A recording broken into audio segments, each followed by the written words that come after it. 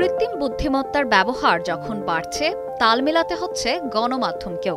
এক্ষেত্রে সাংবাদিকদের এক ধাপ এগিয়ে নিতে কালের কণ্ঠে অনুষ্ঠিত হয়ে গেল বুনিয়াদী প্রশিক্ষণ কর্মশালা।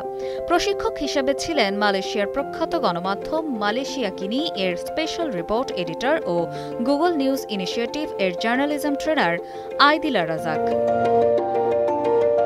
বৃহস্পতিবার বিকেলে রাজধানীর বসুন্ধরা আবাসিক এলাকায় কালের কণ্ঠের প্রধান কার্যালয়ে কর্মশালাটি অনুষ্ঠিত হয়। নোটবুক, এলএম, পিন পয়েন্ট এবং জেমিনির ব্যবহার সম্পর্কে প্রশিক্ষণ দেন পুলিৎজার বিজয়ী এই সাংবাদিক। তিনি সংবাদ প্রস্তুতের কাজটিকে সহজ ও কার্যকর করতে গুগলের এআই টুলস ব্যবহারের নানামুখী নির্দেশনা দেন উপস্থিত সংবাদকর্মীদের। অনুষ্ঠান শেষে আইদিলা রাজাক বলেন, I would love to share that we had a really great session with the journalists here for Kala Konto, and I think there was a very interactive session and people were very interested in the AI tools and also how to use them to be more efficient in their work. People are taking time off from their work, and I know journalists are very busy, so I appreciate people taking time off and also being very engaged in the session.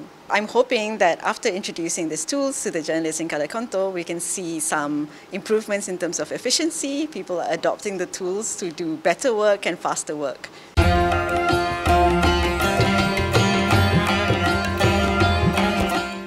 কালের কণ্ঠের নির্বাহী সম্পাদক হায়দার আলী বলেন, এখন হলো যে আমাদের digital যুগ।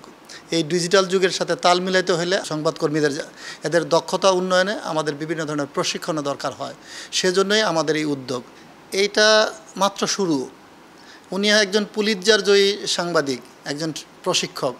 উনি আসছেন। আমাদের এটা চলমান থাকবে। আমরা এর আগেও 3-4টা প্রশিক্ষণ আমরা করিয়েছি আমাদের কর্মীদের দক্ষতা উন্নয়নে। নেক্সটেও 2 মাস পর 3 মাস পরই এই ধরনের প্রশিক্ষণ আমাদের চলবে।